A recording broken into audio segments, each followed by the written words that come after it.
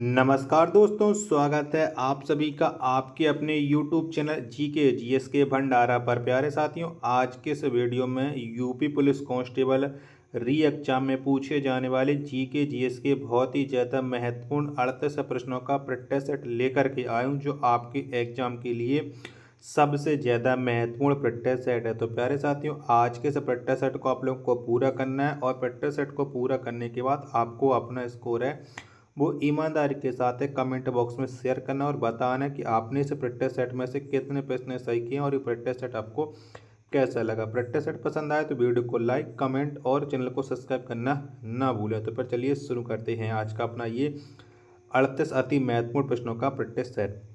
तो पहला प्रश्न है आपके सामने कि ध्वनि मापक इकाई को कहते हैं, तो इसे क्या कहते हैं? तो इसे कहते हैं डेसिबल। एक का डी ऑप्शन इसका राइट आंसर हो जाएगा।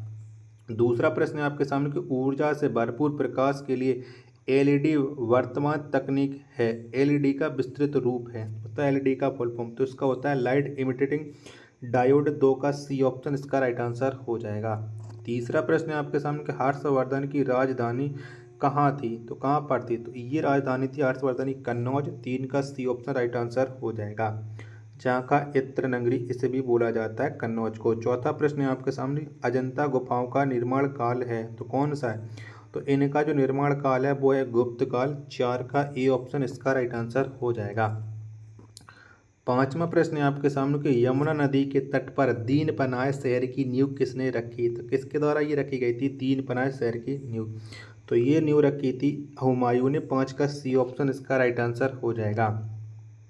छठवां प्रश्न है आपके सामने कि परमाणु संख्या 46 वाला एक तत्व आवधिक तालिका के किस ब्लॉक से संबंध रखता है? तो बताओ इसका संबंध किस ब्लॉक से है? इसका जो संबंध है वो है डी ब्लॉक से। 6 का डी ऑप्शन राइट आंसर हो जाएगा। सातवां प्रश्न है आपके सामने कि 18 कैरेट में शुद्ध सोना पाया जाता है, तो बताओ कितना पाया जाता है? तो इसमें पाया जाता है 75% शुद्ध सोना। 7 का बी ऑप्शन इसका राइट आंसर हो जाएगा। आठवां प्रश्न है आपके सामने कि राष्ट्रीय उद्यान में सबसे अधिक एक सींग वाले गैंडे पाए जाते हैं, तो कौन से राष्ट्रीय उद्यान में पाए जाते हैं? तो ये पाए जाते हैं काजीरंगा नेशनल पार्क में। 8 का सी ऑप्शन इसका राइट आंसर हो जाएगा। नौवां प्रश्न है आपके सामने कि भारत का अंतिम मुगल बादशाह कौन था? तो कौन था? तो ये था बहादुर शाह द्वितीय। 9 का ए ऑप्शन राइट आंसर हो जाएगा। 10वां प्रश्न है आपके सामने कि भारतीय राष्ट्रीय कांग्रेस के नरमपंथी और चरमपंथी किस सत्र में विभाजित हुए? तो बताइए कहाँ पर विभाजित हुए थे? तो ये हुए थे सूरज सत्र में। 10 का डी ऑप्शन इसका राइट आंसर हो जाएगा। वीडियो पसंद आ रही तो प्लीज़ वीडियो को लाइक करें कमेंट करें और चैनल को सब्सक्राइब करना ना भूलें। 11वां प्रश्न है आपके सामने कि द्वितीय विश्व युद्ध के दौरान भारत का वायसराय कौन था? तो कौन था? तो उस समय जो भारत का वायसराय था वो था लॉर्ड लिनिथगो। 11 का ए ऑप्शन करेक्ट आंसर हो जाएगा। 12वां प्रश्न है आपके सामने कि राष्ट्रीय मानव संग्रहालय कहाँ पर स्थित है? तो राष्ट्रीय मानव संग्रहालय ये भोपाल में। 12 का सी ऑप्शन राइट आंसर हो जाएगा। चलिएगा 13वां प्रश्न है आपके सामने कि निम्नलिखित में से कौन सा अंग अप्रयुक्त या क्षतिग्रस्त बिम्बाणु को हटाने में सक्षम है? तो कौन सा अंग है? तो ये सक्षम होता है तिल्ली। 13 का सी ऑप्शन करेक्ट आंसर हो जाएगा। 14वां प्रश्न है आपके सामने कि पौधे में पानी के परिवहन के लिए संवहनी ऊतक को डॉट डॉट कहा जाता है, तो बताओ इसे क्या कहा जाता है? तो इसे कहते हैं जाइलम। 14 का सी ऑप्शन करेक्ट आंसर हो जाएगा। अगला प्रश्न पे संख्या 15 आपके सामने कि विदेशी मुद्रा प्रबंधन अधिनियम कब लागू हुआ था? तो ये कब लागू हुआ था? तो ये लागू हुआ था जून 2000 में। 15 का बी ऑप्शन करेक्ट आंसर है हो जाएगा। चलिएगा 16वां प्रश्न है आपके सामने कि पूर्ण रूप से जीएसटी की सिफारिश डॉट डॉट द्वारा की गई थी, तो बताओ किसने की थी पूर्ण रूप से जीएसटी की सिफारिश? तो ये की थी विजय केलकर टास्क फोर्स ने। 16 का बी ऑप्शन करेक्ट आंसर है आप लोगों का हो जाएगा। 17वां प्रश्न है आपके सामने कि चींटियों से हमले से फसलों की सुरक्षा के लिए निम्नलिखित में से किस कीटनाशक का प्रयोग किया जाता है? तो कौन से कीटनाशक का प्रयोग करते हैं? तो इसमें से करते हैं कपूर का प्रयोग। 17 का ए ऑप्शन करेक्ट आंसर हो जाएगा। 18वां प्रश्न है आपके सामने कि पश्चिम बंगाल की मुख्य फसल क्या है? तो कौन सी है पश्चिम बंगाल राज्य की मुख्य फसल आपको बताना है। 18 का आंसर क्या हो जाएगा? तो ये है चावल। 18 का सी ऑप्शन इसका एकदम से राइट आंसर हो जाएगा। 19वां प्रश्न है आपके सामने कि विश्व में सर्वाधिक बर्फ किस स्थान पर पाई जाती है। तो कहाँ पर पाई जाती है, तो विश्व में सर्वाधिक जो बर्फ है वो अंटार्कटिका में पाई जाती है। 19 का राइट आंसर हो जाएगा ऑप्शन संख्या ए। 20वां प्रश्न है आपके सामने कि किस नदी पर शुक्र बैराज स्थित है। तो बताओ कहाँ पर ये शुक्र बैराज बन जाता है। तो ये स्थित है सिंधु नदी पर। 20 का बी ऑप्शन इसका एकदम से राइट आंसर हो जाएगा। प्यारे साथियों, अगर आपको इसे 20 प्रश्नों में से एक भी प्रश्न पसंद आया तो प्लीज़ आप लोग वीडियो को लाइक करना। चैनल को सब्सक्राइब नहीं कर रखा होगा तो प्लीज़ आप लोग चैनल को जरूर सब्सक्राइब कर लेना और इस वीडियो को आप अपने दोस्तों के पास ज़्यादा से ज़्यादा शेयर जरूर कर देना। 21वां प्रश्न है आपके सामने कि भारत और श्रीलंका को कौन सा जलडमरू मध्य अलग करता है। तो कौन सा करता है, तो पाक जलडमरू मध्य भारत और श्रीलंका को अलग करता है। 21 का डी ऑप्शन इसका राइट आंसर हो जाएगा। 22वां प्रश्न है आपके सामने कि जोग जलप्रपात निम्नलिखित किस भारतीय राज्य में स्थित है। तो बताइए कहाँ पर पड़ता है जोग जलप्रपात। तो ये है कर्नाटक राज्य में। 22 का बी ऑप्शन राइट आंसर हो जाएगा।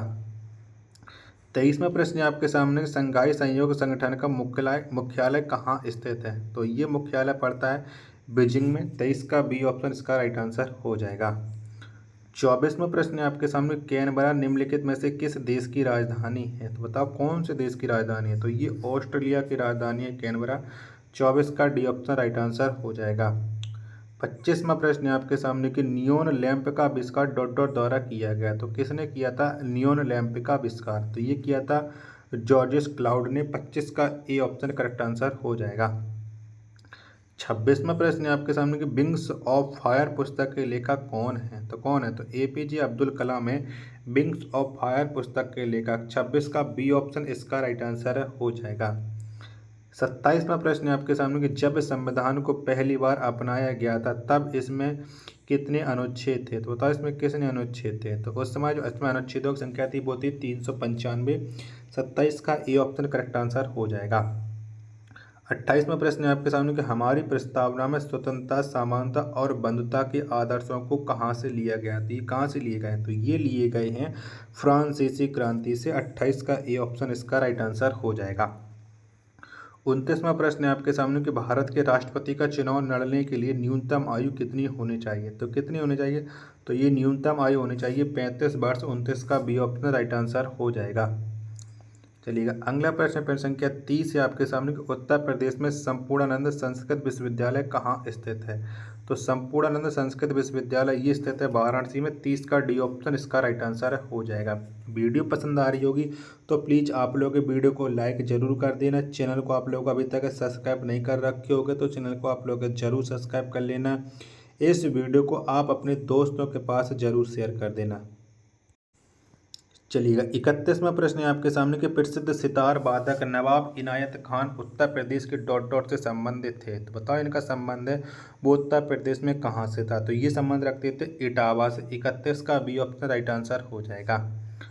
चलिएगा 32वां प्रश्न है आपके सामने कि गुप्त काल में टेराकोटा ईंटों से बना भीतरगांव मंदिर उत्तर प्रदेश के डॉट डॉट में। तो ये भीतरगांव मंदिर है वो कहाँ पर पड़ जाता है ये आप लोगों को बताना। तो भीतरगांव मंदिर ये कानपुर में है। 32 का बी ऑप्शन राइट आंसर हो जाएगा। 33वां प्रश्न है आपके सामने कि अखिल भारतीय सेवाओं के जनक के रूप में किसे जाना जाता है। तो कौन जाने जाते हैं अखिल भारतीय सेवाओं के जनक। तो ये जाने जाते हैं सरदार वल्लभ भाई पटेल। 33 का ए ऑप्शन करेक्ट आंसर हो जाएगा। चलिएगा 34वां प्रश्न है आपके सामने कि उत्तर प्रदेश में आयोजित कंपिल मेला किस समुदाय से जुड़ा हुआ है। तो कौन समुदाय से जुड़ा हुआ है कंपिल मेला। तो ये जुड़ा हुआ है जैन समुदाय से। 34 का ए ऑप्शन करेक्ट आंसर हो जाएगा। 35वां प्रश्न है आपके सामने कि उत्तर प्रदेश के किस शहर को पूर्व का ग्रास के नाम से जाना जाता है। तो पूर्व ग्रास के नाम से जाना जाता है कन्नौज को। 35 का डी ऑप्शन इसका राइट आंसर हो जाएगा। चलिएगा 36वां प्रश्न है आपके सामने कि हाल ही में कौन सी दो कंपनियों को नवरत्न कंपनियों का दर्जा प्रदान किया गया। तो किसे प्रदान किया गया, तो नवरत्न कंपनी का दर्जा मिला हुआ है RITES लिमिटेड और इरकॉन को, यानी उपयुक्त दोनों हो जाएंगे। 36 का सी ऑप्शन इसका राइट आंसर हो जाएगा। 37वां प्रश्न है आपके सामने कि दिसंबर 2023 में जारी NCRB रिपोर्ट 2022 के अनुसार भारत का सबसे सुरक्षित शहर कौन सा है। तो कौन सा, तो ये है कोलकाता। 37 का सी ऑप्शन इसका राइट आंसर हो जाएगा। 38वां और अंतिम प्रश्न है कि हाल ही में जारी दुनिया की 100 सर्वाधिक शक्तिशाली महिलाओं की सूची में भारत की किस महिला को प्रथम स्थान प्राप्त हुआ है। तो ये किसे प्रथम स्थान मिला था, तो ये प्रथम स्थान मिला था अपनी, बताओ ये कौन सी मंत्री हैं, निर्मला सीतारमण। 38 का ए ऑप्शन करेक्ट आंसर हो जाएगा। वीडियो पसंद आई हो तो वीडियो को आप लोगों को लाइक करना, चैनल को आप लोगों ने अभी तक सब्सक्राइब नहीं रखा होगा तो चैनल को आप लोग जरूर सब्सक्राइब कर लेना। मिलते हैं अपन एक और नेक्स्ट वीडियो के साथ, तब तक के लिए धन्यवाद। जय हिंद, वंदे मातरम।